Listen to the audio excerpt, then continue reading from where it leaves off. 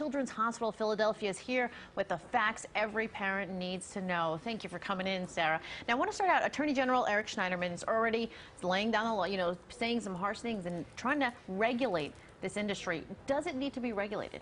It absolutely needs to be regulated. Right now, it's basically the fox guarding the hen house because it's a self-regulated industry, and because of the size of the industry and how fast it's grown, the FDA can't possibly keep up with it. So companies are required to register with the FDA, and they're required to follow good manufacturing practices, but it's really an honor system that's not working. It's not working. Now, what about this seal? You see a lot of them, the USP seal that are on some of these supplements. Yes.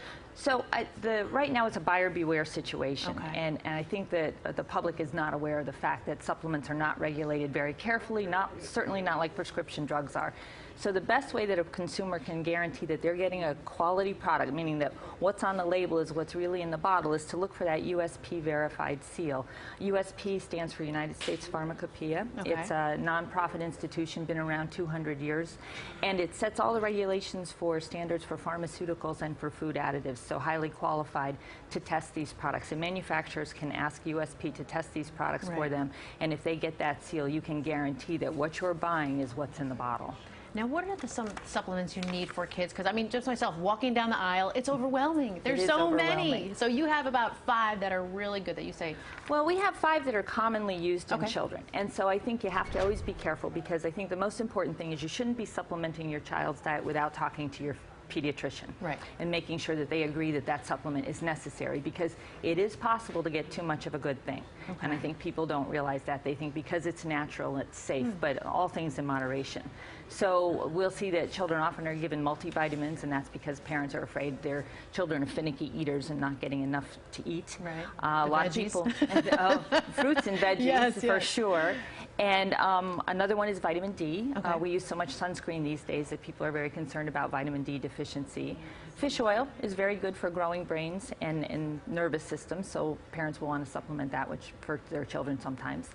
And I think we see a lot of use of melatonin for children who have trouble sleeping, and that's something that we want to be a little bit more cautious with, and probiotics to regulate digestive issues are often used. What should parents consider when giving supplements to their kids? First of all, again, check with your pediatrician. Of course. Most children, if they're getting healthy children with a variable diet, probably don't need any supplementation at all. So if you have a concern about your child's diet, or perhaps it's a vegan diet or a non-dairy diet, those are things you might want to talk to your pediatrician about supplementing. Secondly, always look for a quality product, and at the point of purchase, that USP seal is the easiest thing for anybody to look at and make sure that they have a good product.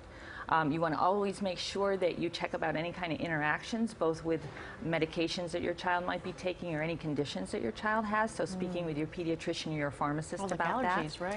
And allergies is another issue, because a lot of these products have a lot of things in them besides the product that you're looking for. So you want to check with your pharmacist and make sure what you're purchasing won't interact with any allergies that your child has.